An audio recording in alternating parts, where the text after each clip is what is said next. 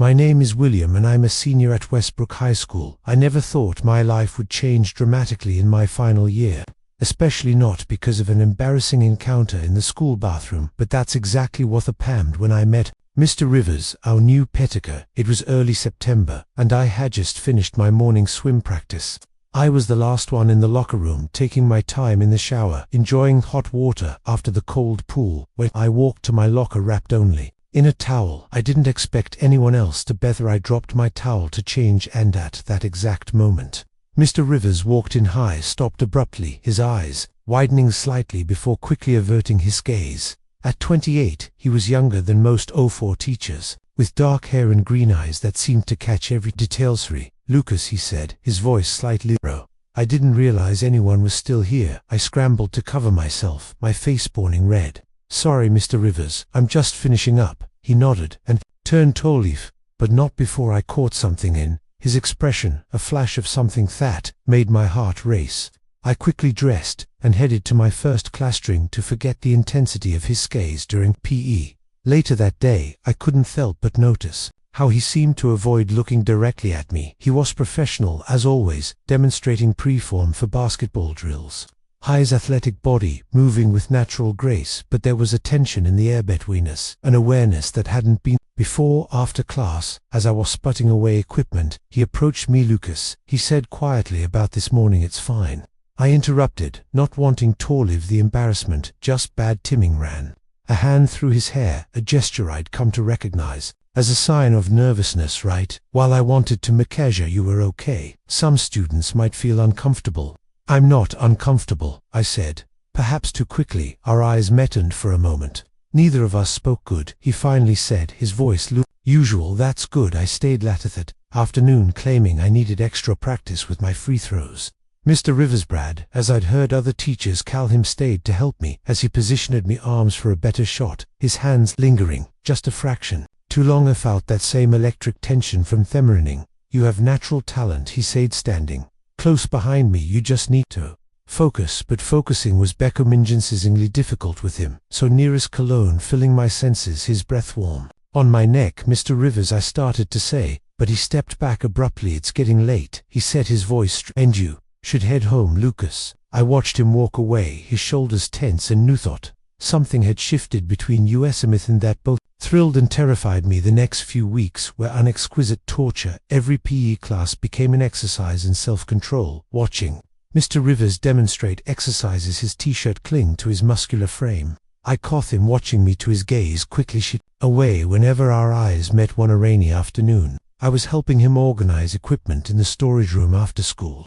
The small space felt even more confined with both of us inside there, heavy with unspoken tension. "Your form has improved," he said, reaching past him to place a basketball on the shelf. His arm brushed against mine, sending electricity through my body. "I've been practicing," I replied, turning to face him. We're standing too close, but neither of us moved away. "Lucas," he whispered, his voice rough. "We can't." "What?" I challenged, my heart pounding. He closed his eyes for a moment, taking a deep breath. "You're my student. Whatever this is, it's not appropriate." "I'm 18," I said softly, "and in 8 months I'll graduate." His eyes opened dark with, "Doesn't make it right, does it?" "Feel wrong?" I asked, taking a small step closer. Storage room was silent, except for our breathing. Mr. Rivers, Brad, stood frozen, his internal struggle visible on his face. Then, with a groan of surrender, cued my face in his hands and kissed me. The kiss was desperate and hungry, years of repression breaking free in an instant. His lips were soft but demanding. I melted into him, my hands gripping his shirt. When we finally broke apart, we were both breathing heavily. "We shouldn't have done that," he said, but he was still holding me. "I wanted you to," I admitted.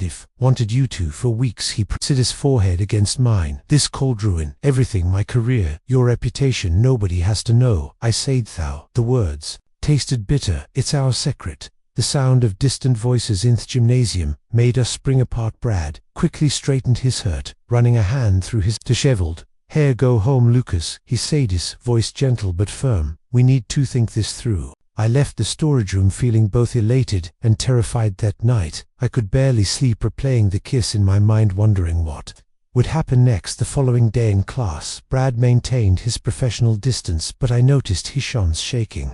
Slightly as he demonstrated a new exercise after class, he slipped me a note: meet me at Riverside Park at 7:00. We need to talk. The park was quiet, that venting the bottom air crisp. I found him sitting on a bench overlooking the river, looking younger, in jeans and a sweater instead of his usual gym clothes. This is dangerous, he said, as I sat beside him, careful to maintain a respectable distance. If anyone found out, I know, I replied, but I can't stop thinking about too. He turned to look at me, his grin intense. Neither can I, and that scares the hell out of me. We need rules, Brad, said his voice low in the growing darkness. Boundaries too, to keep us both safe. I nodded, though my heart aches at thought of moral restrictions. What kind of rules? No contact at school beyond what's necessary for class, no private meetings in school spaces, no digital trail, no texts, no emails that could be traced. He paused, looking at me intently. And you have to understand that this, whatever this is, it has to end when you graduate. Last rule felt like a punch to the gut, but I understood the necessity. Okay, agreed, but until then. He reached out his fingers, brushing mine briefly before pulling back. Until then, we're very, very careful. We developed a system. I would stay late for basketball practice twice a week, but instead of going to the gym, I'd meet Brad at his apartment across town. He lived alone, in a modern building far enough from school that we were unlikely to run into anyone new. The first time I visited, I was nervous. His apartment was neat and minimalist, with large windows overlooking the city. Books on sports psychology and fitness lined his shelves, along with classic literature. That surprised me. You like Hemingway? I asked, running my fingers along the spine. Steers a lot you don't know about me, he smiled, moving closer. I'm more than just a pay teacher. In his private space, away from prying eyes, Brad was different. Theston, professional facade, melted away of laying a playful, passionate man. Cooking and classical music. Hugh would make dinner while I did my homework at his kitchen counter, stealing kisses between stirring pasta and checking grades. You're distracting me, Hugh would complain, but his smile betrayed him. At school we maintained our careful distance, but small moments slipped through. A lingering look during warm-up, his hand brushing mine as he corrected me posture, the way his voice softened slightly when saying my name. One day my best friend Tom noticed River seems to pay you a lot of attention, he commented after class. My heart raced, but kept my voice casual. He's just helping my improv. I'm thinking of trying out for college basketball. Tom seemed satisfied with the explanation, but the close call rattled me that evening. At Brad's apartment, I was quiet. What's wrong? He asked, pulling me close on his couch. Tom noticed something today, I admitted. Abutho, you look at me. Brad tensed. What did you tell him? Made up something about basketball. He believed it, but I turned at her face. Him, are we being too obvious? He sighed, running his fingers through my hair. Maybe, but sometimes it's hard not to. Look at you, you're beautiful when you're focused. Did you know that? The compliment made me blush. You're changing subject. I am, he agreed, leaning in to kiss me, because right now, I don't want to think about the rest of the world.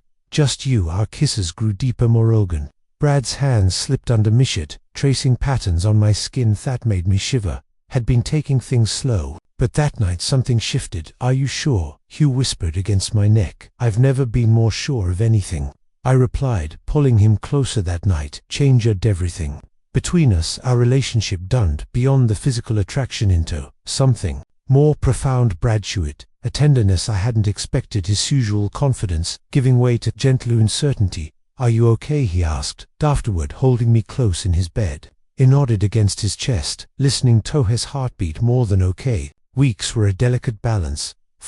Public restraint and private passion. During school hours we played our roles perfectly, the dedicated teacher and the hard-working student. But in the sanctuary of his apartment we could be ourselves. Brad taught me to cook proper meals, couldn't live on ramen in college, and introduced him to my favorite indie bands. We'd spend evenings grading papers together, or I'd help him plan his lessons, while he helped me with college applications. Stanford has a great sports medicine program, he mentioned one night, trying to sound casual. That's across the country, I pointed out. He kissed my forehead. Maybe that's not such a bad thing, a fresh start away from complications. The words hurt, but I understood our relationship existed in a bubble, and bubbles eventually burst. December brought new challenges. Through interformal was approaching, and my friends couldn't understand why. I didn't want to ask anyone. What about Sarah from chemistry? Tom suggested. She's totally into you. I made excuses. about focusing on basketball and college apps, but he could tell they were getting suspicious. Brad noticed my stress. Maybe you should go to the dance, he said one evening. Tixamio, and it would look normal. I don't want normal, I argued. I want you. He pulled me into his arms. I want you to bit. We agreed to be careful the night oft formal.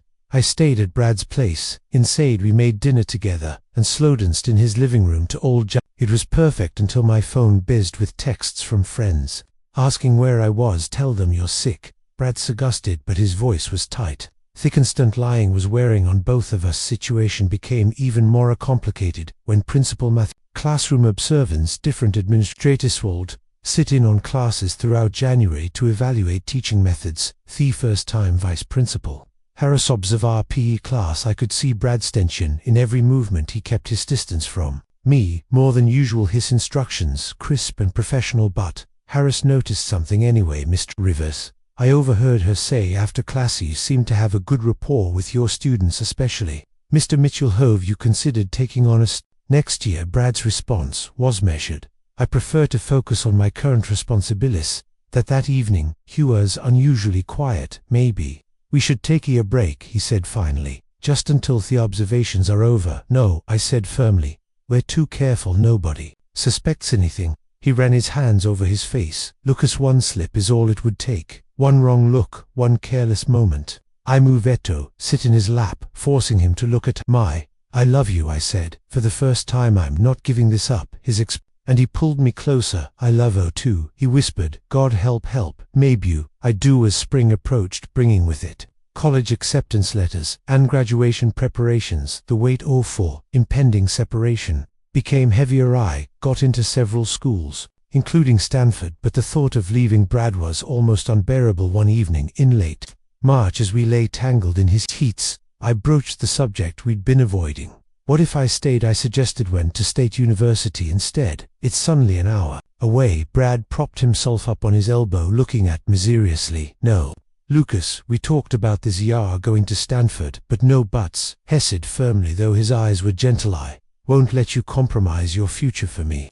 Stanford is your dream, your mid-dream, I insisted. He pulled me closer, kissing my forehead. Dreams change, and sometimes they have to end for new ones to begin. As graduation approached, our time together became more precious and more painful. Every kiss felt like a countdown, every touch a goodbye. We both knew our rules. Everything would end with graduation, but neither of us wanted to face it. The final week of school, Worcestershire. During my last PE class, Brad maintained his professional distance. Booty caught him watching me with, and that made my heart ache. After class, he slipped me a note. Tonight, our spot. We met at Riverside Park, where we'd had our first real conversation months ago. The spring evening was warm, the setting sun painting the sky in shades of orange and pink. I got you something, Brad said, pulling a small package from his jacket. Inside was a leather-bound journal. For when you're at Stanford, writing helps when you're writing. I traced the soft leather with my fingers, fighting back tears. I don't want to go. Yes, you do, he said softly. You want to become a sports therapist to help athletes recover from injuries. You want to make a difference, and you're going to be amazing at it. Will you wait for me? Asked, knowing it was unfair, but needing to ask. Anyway, he took my hand, squeezing it gently. Lucas, listen to me. We had what we have. It's real, but holding on to it will only hurt us. But you need to go to Stanford and live your life, meet new people, fall in love again. You don't want anyone else, I protested. Me, not now, he smiled sadly, but ya will, and that's okay. What we shared, it was beautiful and real, but it was also impossible. We both knew that from the start. I leaned into him, memorizing his sent the feel of his arms around mine. Never forget. You good, he whispered against my hair, because I'll never forget you either. Graduation day. Kamatu, quickly as I walked across the Stegato, receive my diploma. Brad stood with other teachers, looking handsome in his formalizer.